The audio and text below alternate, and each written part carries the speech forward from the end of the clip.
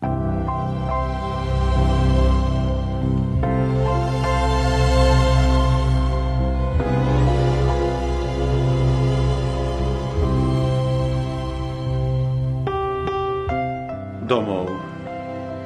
Miesto, kde bývaš. Kde máš svoju rodinu. Tu čerpáš silu do ďalších dní. Tu sa vraciaš, aby si unavený odpočinul. Domov. Môže byť veľký alebo malý. Môže byť starý alebo nový. Vždy je to však tvoje vzácne miesto pod slnkom.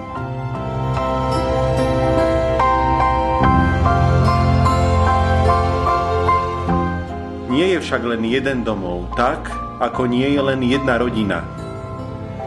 Pre veriacich kresťanov evanielikov z cirkevného zboru Liptovský Ján je domovom cirkevný zbor. Jeho centrom je evanielický kostol v Liptovskom Jáne. Je to veľká rodina. Patria do nej evanielici nielen z Liptovského Jána, ale aj z Beňadikovej, Podturne a Uhorskej Vsi.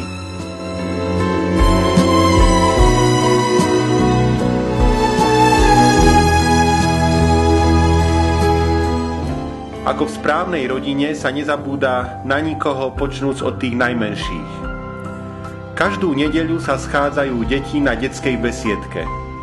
Stretnú sa o 9. hodine v kostole na službách Božích a cez druhú pieseň ich učiteľky odvádzajú k svojmu programu.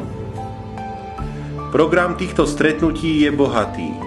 Deti počúvajú biblické príbehy, hrajú sa, spievajú piesne a robia rozličné aktivity. Detská besiedka sa už vyše roka koná každú prvú nedeľu v mesiaci aj v Beňadikovej.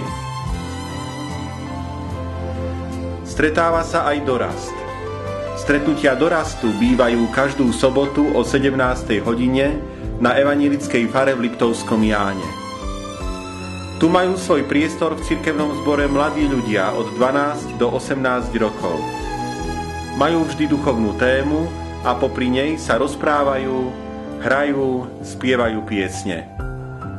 Z času na čas sa zúčastňujú aktivít aj mimo cirkevného zboru, kde stretávajú množstvo iných mladých ľudí. Aké je to dobré, keď sa mladý človek nefláka, nezaháľa, ale stretáva sa s mladými kresťanmi a obohacuje svoj život.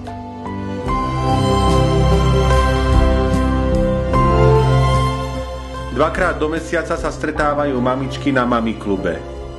Prichádzajú spolu so svojimi ratolesťami. Vek detí nerozhoduje. Deti sa môžu vyhrať s množstvom hračiek spolu so svojimi kamarátmi, rovesníkmi. Mamičky sa zase v neformálnych rozhovoroch delia so svojimi problémami, radia sa a podobne. Stretnutia doplňa téma stretnutia a aktivity pre deti. Tieto stretnutia bývajú každý párny pondelok o 9:30 v zborovej miestnosti na fare. Výnimočným nielen v kontexte cirkevného zboru, ale i obce a iste i širokého okolia je spevokov Svetojánsky prameň. Výnimočný je najmä tým, že ho tvoria len muži. Vystupuje na zborových slávnostiach, ale i pri rôznych príležitostiach v obci, aj mimo obce.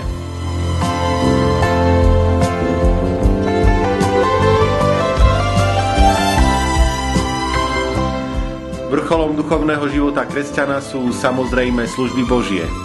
Hlavné služby Božie bývajú každú nedeľu o 9. hodine v evanielickom kostole v Liptovskom Jáne.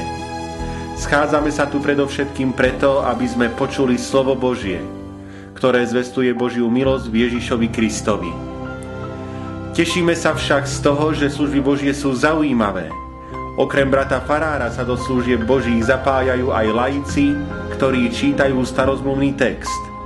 Mnohokrát sú služby Božie doplnené vystúpením detí z detskej besiedky, dorastu alebo mužského spevokolu Svetojánsky prameň.